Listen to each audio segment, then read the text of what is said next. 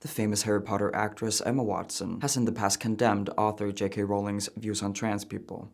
Despite the fact that Emma Watson has worked with J.K. Rowling, and J.K. Rowling being responsible for Emma's successful career, Rowling's views on trans people are not problematic. They're not transphobic. She doesn't have a problem with real transsexual women, real transsexual people in general. She has a problem with fake trans women forcing themselves into women's spaces. She's against the activists who are trying to abolish gender and sex. That has nothing to do with transsexuals. Anyways, today I'm gonna react to Emma Watson's interview in British Vogue. Apparently she's being interviewed by a trans woman, and I have a lot to say about her interview, so let's dive into it. I met and I'm in contact with a 6-year-old trans child. That also really hit it home in a different, in a really different way of realizing. It makes it real. There's a real people at the heart of these discussions. Yeah. Why on earth are you talking to a 6-year-old?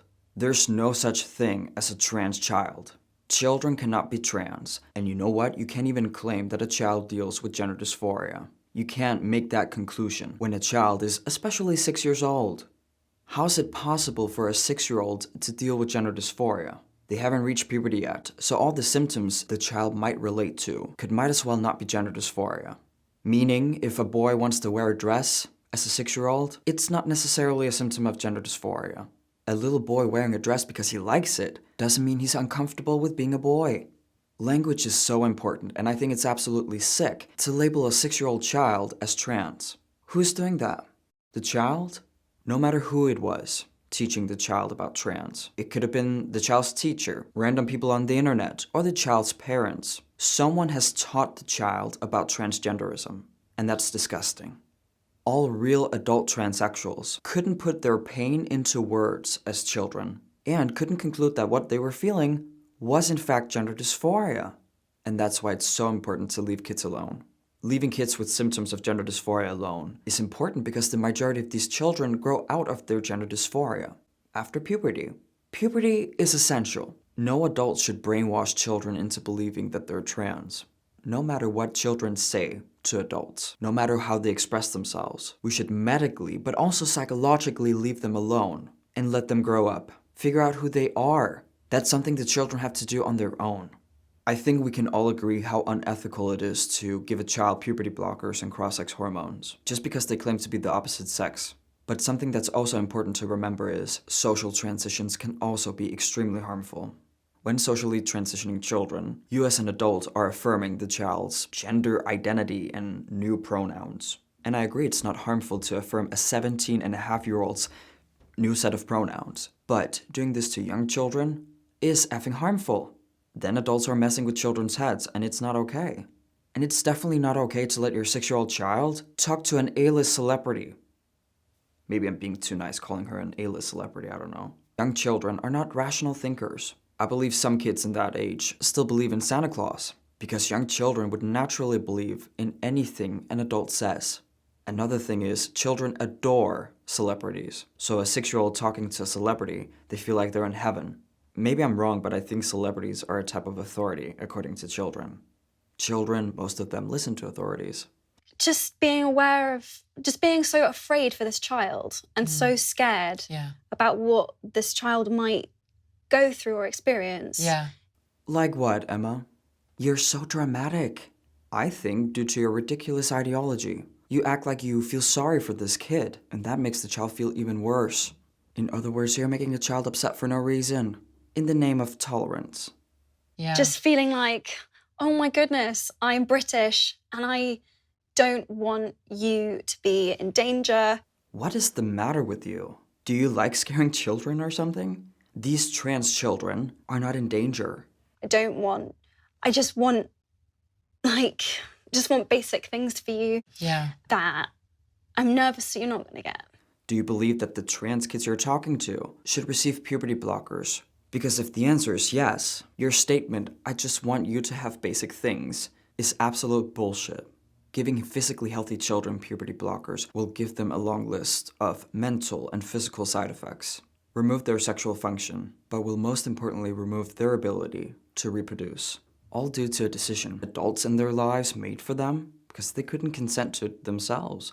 And that makes me really mad because there's so much more, having spoken and having friends who are trans. Like, there's so many more important issues that are not being discussed, where it's like, we're dealing with like life and death stuff. Where? What world are you living in? I'm trans, I don't feel like my life is in danger. But please tell me, as a cis, white, straight woman, why I should feel like my life is in danger. Do you feel comfortable with me using, female toilets? Oh my God, of course. But does that depend on me having had surgery? No. I think you answered that a little bit too quickly, which just shows that you don't think before you speak. Of course you wouldn't feel uncomfortable sharing your bathroom with someone who looks 100% like a woman. When I watched the video for the first time, I had no idea that the interviewer was trans. So without knowing her, I think she's a classical transsexual woman, a biological male with gender dysphoria who just want to live a normal life. If a trans woman looks like a woman and can go to the women's restroom without anyone noticing that she's a biological male, then there's no issue. It doesn't matter if she has a penis. The rule of thumb here is if you look like a woman, use the women's restroom. If you look like a man, use the men's restroom. Go to the restroom where you won't cause any trouble, any problems when being in there. What the interviewer should have asked Emma instead was, should men who just self-ID as women use the women's restroom? What determines which bathroom people should use? Would you be comfortable sharing your restroom with a man with a full-size beard who's 250 pounds, just because he claims to be a woman or a trans woman? Where's the line? What would you say? I don't want to dwell on this for too long, but what would you say to those people who would have an issue sharing a public bathroom with me? Oh my goodness. I would say that's another human being. How can you...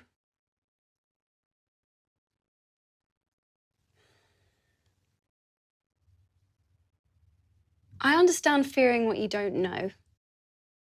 She's so fucking fake. I cannot believe this. Look at this.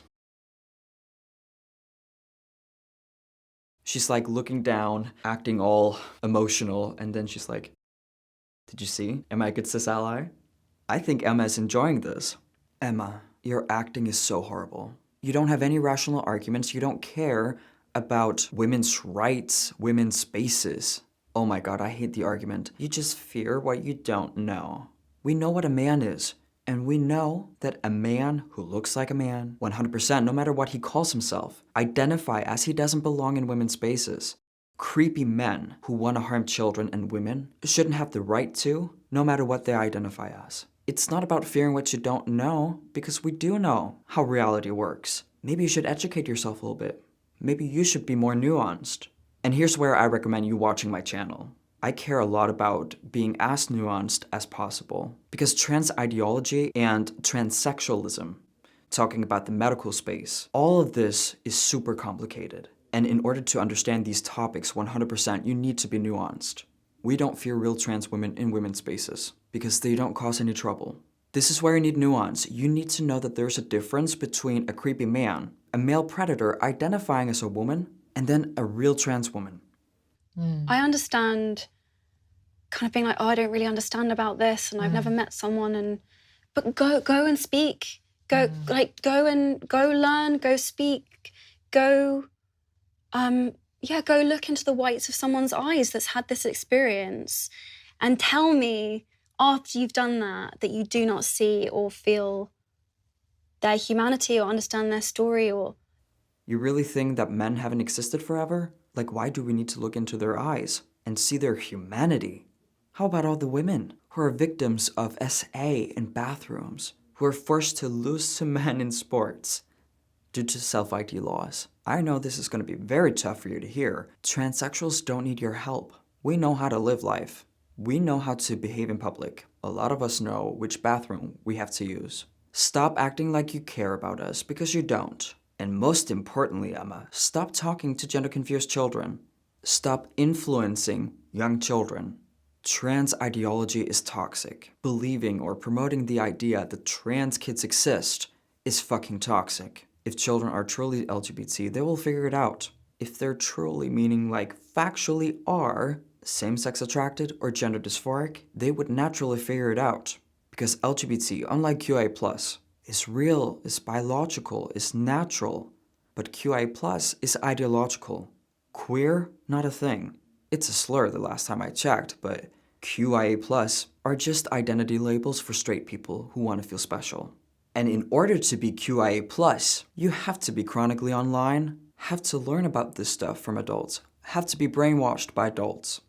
Because otherwise you wouldn't know that QIA plus is a real thing. Wonder why? Emma, this interview was so cringe, so can you please go back to acting school? And then the next time you talk about trans stuff, your compassion for trans people might be more convincing. Thank you so much for watching. If you want to see more content like this, remember to hit subscribe and the notification bell. If you want to support me and my channel, you can become a member, or I have my PayPal link in the description down below. Remember to follow me on social media. I love you and I cannot wait to see you in the comments. Peace out.